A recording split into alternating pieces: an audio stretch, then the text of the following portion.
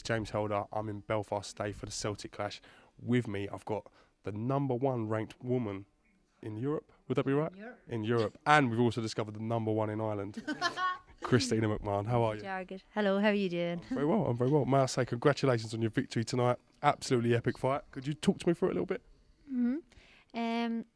Well, my coach has asked me just because I was giving away weight to take it handy in the first round and try and suss out my time and the distance and check out what had to be on offer. So in the first round, I kind of did that, and then I came back to the corner and the coach said to me, "Now, Christina, you're boxing really well, but you're going the wrong way.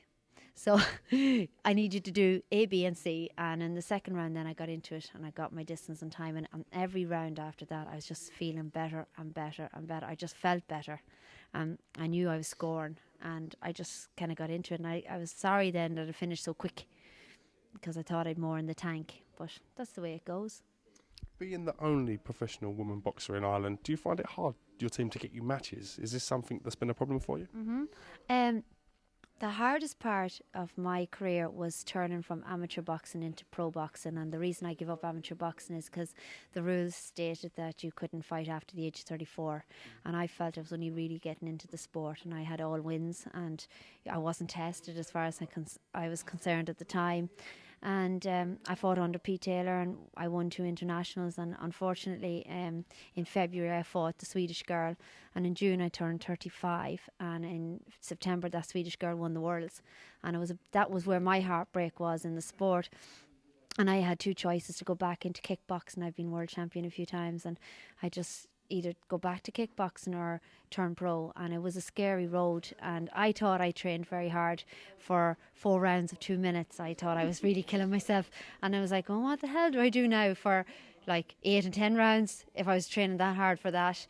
And many walks on the beach with my husband, who's my main coach, Frick, and talking about it, is this the right road for me? And it's actually now I realise I was always meant to be professional boxing. I absolutely love it, and the long rounds suit me. Yeah. It's so funny the way it all works out. What is the amateur game's loss is the pro game's gain, because yourself and Block Reynolds as well, being ineligible to fight in the amateurs, has now led to this successful pro career, hasn't it? It's crazy, because I know it's only now that people are getting educated and maybe opening their minds to food and diet. I'm a personal trainer myself, and it's nice to go out there and prove it. And as somebody said to me, are you finishing? This is what I was getting all the time, and when are you going to have family? And do you know, at the end of the day, as I said, and it's only now I'm getting the confidence to say it, I suppose, is that I haven't been beaten by a younger girl yet. So, in boxing, I haven't been beaten by a younger girl, and maybe when that starts happening, maybe that's when I'd start questioning, why should I stop? Not because my age is on paper. That's right. It's because I feel great. And it's how you look after yourself and how you eat and how you live your lifestyle, and that's why it's working for me. Then Gunning told me that if everything goes right, you could be out in the States potentially fighting for a world title 6 months from now. Is that something you think about? It definitely is, but it'd be up to my husband, who made all the decisions in a lot of what I've done so far, and I kind of put my full trust in him to make the decision, along with my coaches Paul and Sean, who I joined in Belfast. Yeah, exactly. And they'll make the decisions. My job is to train and train well and make sure that I'm not hard work for them, that I come at my weight, that I come prepared, and then take what they're teaching in the gym and not waste that time. They'll make the decision where I'm going from now. And if it's America or if it's in Dublin, whether it's in Belfast, it doesn't matter. Listen, what message can you give to other young girls, or even some girls who, as you said, might be into their fitness and kind of, into the boxing world? What inspiration can you give them to get involved, because you're breaking down a lot of barriers. Yeah. So it's good to use that positively to draw more people in, Boxing's very like living. It's hard work. You're in there for 2 minutes and it's like your life, if you're in trouble, do I get out? If you're in trouble, do I try and fight back? That's life in general. And I was kind of maybe afraid to take that step forward when I was younger, and a lot of things I did, whether it was studying or whether it was this or not, I'm not believing myself. But boxing has made me do that, and I did it very late in life. And I just think for young people, take away the violent side of it. We're trained to defend ourselves. We're trained to go with the punch. It's not as vicious as some people think, especially in women's boxing, because the referees are there to save you. And the point about it is, if you're with the right club, your coach will protect you. You'll not be in a fight you're not ready for. But it has done everything for me in my personality, not in the boxing.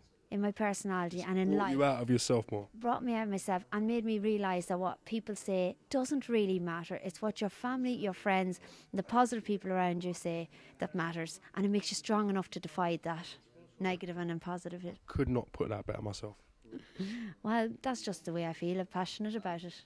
Listen, you know. Thank you for giving us a bit of time today. Obviously, there is a lot more I can ask you. Like, is there any new ladies on the block looking to turn pro you know about that we could look out for? I'd love to think so, and I'm sure there will, because, you know, at the end of the day, the rule has changed in amateur boxing actually this year, believe it or not. It has gone to 40. But now that I took that step of scariness of what I was doing without the head guards, the longer rounds, I wouldn't go back. You definitely wouldn't go back. I wouldn't go back. And I had a choice this year, because if you had under a certain amount of fights, and if you're under 40, you had a chance to do that. And I just wouldn't go back. I think your road is made, and your fate has brought me this way, and this is where I'm meant to be.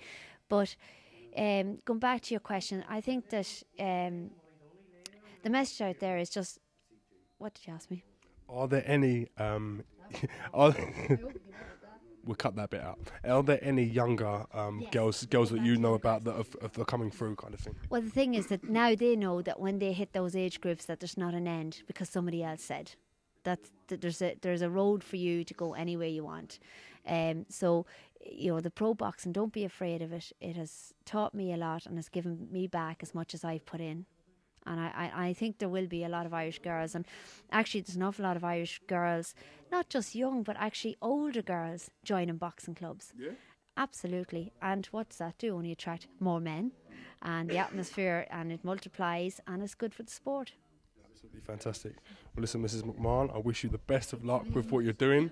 Thank you for giving me a bit of time, and as I said, we look forward to seeing you out, hopefully in America 6 months from now, on the back end of a big bill. So, yeah, you never know. You never know. You never know. And thank you for your time. This is James Holder for iFilm London.